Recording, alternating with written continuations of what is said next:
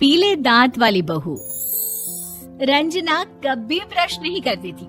उसे कितनी बार उसके माँ बाप ने डांटा, लेकिन उसका कोई असर उस पर होता ही नहीं था, जिस कारण से उसके दांत पीले पीले हो जाते हैं शादी के बाद। अरे बहू, वैसे तो तुझ में कोई कमी नहीं है, पर तेरे दांत इतने पीले कैसे हैं बेटा? कैसे मतलब? कोई सर्जरी थोड़ी ना कराइए। वो तो क्या नाम, मैं ब्रश नहीं करती थी तो पीले हो गए। अब क्या करूं? आप कहे तो लाल करवा लूं या फिर काले? यार ये क्या है, क्यों माँ से लड़ रही हो? लड़ रही हूँ? अरे मैं लड़ रही हूँ या ये बोल रही है कि दांत पीले हैं, पीले। अरे तपस्या थोड़ी ना की है इन्हें पीले करने के लिए। बकायदा ब्रश नहीं किया है 20 साल तक, तब जाकर। छी, कैसी बात कर रही हो? ये उस वक्त तो पीले नहीं थे जब हम लोग तुम्हें देखने आए थे। अरे तब साफ करवा लिया होगा डेंटिस्ट के पास जाकर। अब देखो कैसे पीले पीले लग रहे हैं। रंजना सास की तरफ गुस्से से देखती है। फिर शुरू हो गई पीले पीले पीले। अरे पीले तो तब भी थे जब मेरे हाथ का रसगुल्ला उड़ा उड़ा कर खा रही थी और बोल रही थी, लड़की नहीं गुणों का खजाना दे रहे भाई साहब आप।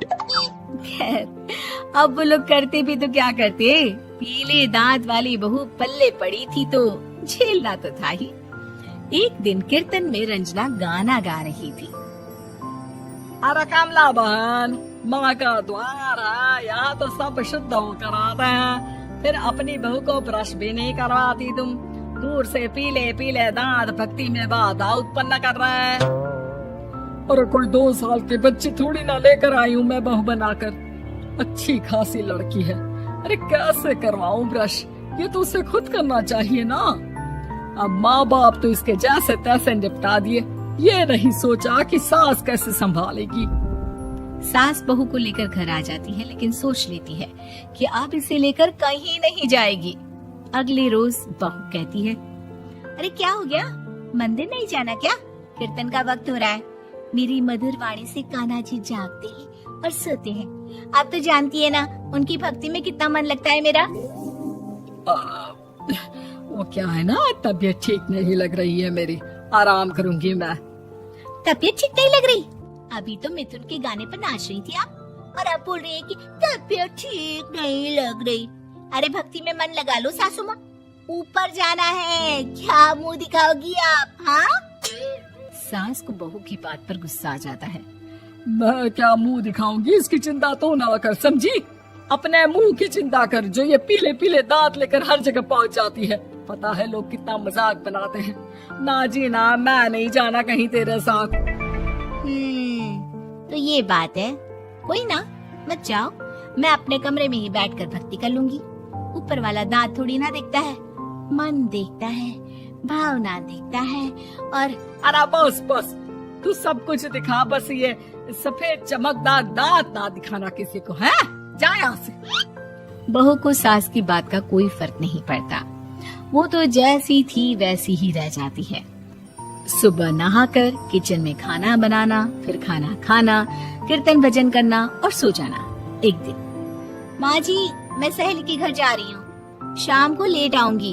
हाँ हाँ तो जाना, मैंने कौन सा तेरी आरती करनी है घर पर बैठकर।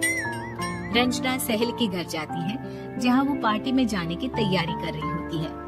अरे शिखा, कहाँ जाने की तैयारी कर रही है? मैं गलत वक्त पर आ गई क्या? अरे नहीं यार, उल्टा सही वक्त पर आई है। मैंने ये साड़ी और ज्वेलरी निकाली है यार, शाम को इनके ऑफिस की एक पार्टी में जाना है। बताना कैसा लग रहा है ये सब? नहीं यार, इस ड्रेस के साथ तो वो वाली ज्वेलरी अच्छी लगेगी। हाँ हाँ सही बोल रही है, मैंने ध्यान ही नहीं दिया। वैसे तो हमेशा से मस्त फैशन सेंस रखती है। तो बड़ा जाती होगी ना पति के साथ पार्टी में। रंजना कुछ नहीं बोलती, बस सोचती है कि यार काश ये बात सही हो जाती। पर मैं क्यों नहीं जाती पार्टी में? क्या इन लोगों की कोई पार्टी होती नहीं होगी? रंजना घर आती है और रात में पति से सवाल करती है, एक बात बताइए, आप मुझे किसी पार्टी में क्यों नहीं ले जाते? क्या आपके यहाँ ऑफिस में पार्टी नहीं होती? पति बेचारा क्या कहता कि दांत पीले हैं तुम्हारे इसलिए। अरे कोई पार्टी होती नहीं हम लोगों के ऑफिस में, तो कहाँ से लेकर जाऊं? और मार्केट, मॉल, कहीं वीकेंड घूमना, कहीं तो। अरे यार सारे हफ्ते में एक छुट्टी मिलती है, तो सोचता हूँ कि आराम ही कर लूं। क्यों? रंजना मन मार के रह जाती है। पहले कभी सास के साथ मंदिर जाया करती थी, लेकिन वो भी सास ने ले जाना बंद कर दिया। घर बैठी बैठी रंजना बोर हो जाती है। तभी उसे आइडिया आता है और वो मायके जाने का सोचती है। सासू माँ, 2 दिनों के लिए मम्मी के घर जा रही हूँ। अच्छा अच्छा ठीक है, आराम से जा। और हाँ, माँ से कुछ अच्छी आदत सीख कर आना कि कैसे शरीर के हर भाग की तरह दांतों की सफाई भी जरूरी होती है, समझी? शुरू हो गई ना आप? वो लोग आपकी तरह नहीं है कि छोटी छोटी बात का बतंगड़ बना दे। उन लोगों के लिए मैं मायने रखती हूँ, ना कि मेरे पीले पीले दांत। रंजना माँ को बिना बताए उन लोगों को सरप्राइज देती है, लेकिन जैसे ही वो दरवाजे पर पहुंचती है, अंदर देखती है कि घर वाले कहीं जा रहे होते हैं। अब माँ, काश रंजना दीदी के दांतों वाली प्रॉब्लम नहीं होती, तो वो भी हम लोगों के साथ चलती ना बुआ जी की बेटी की शादी में। हाँ बेटा, लेकिन अब उसे कौन समझाए कि उसको उसके पीले दांत नहीं दिखते, लेकिन उसके आसपास के लोगों को कितना एम्बैरेसिंग फील कराते हैं। मुझे तो कितनी बार उसके स्कूल की टीचर ने शिकायत की कि उसके साथ कोई लड़की बैठना भी नहीं चाहती, और ना ही कॉलेज में कोई उससे बात करना चाहता था। लेकिन पता नहीं क्यों उसे ये बात समझ में ही नहीं आती। कोई कमी नहीं है उस लड़की में, बस यही कि दांत पीले हैं। वो तो भला हो जीजा जी और उनकी माँ का, जो दीदी को जैसी है वैसे ही रखा हुआ है। रंजना को अपने घर वालों की बात सुनकर बहुत दुख होता है। वो सोचती है कि वो क्या करे, लेकिन फिर वो सीधा डेंटिस्ट के पास जाती है, अपने दांत चमकाती है और कसम खाती है कि वो रोज ब्रश करेगी। अरे क्या हो गया? तुम तो 2 दिनों के लिए गई थी ना? पर कोई ना, अच्छा है, चलो आ गई तो। रंजना सास के सामने आकर खड़ी हो जाती है और पूरी स्माइल करती है, उसके चमकदार दांतों को दिखाती हुई। चले मंदिर।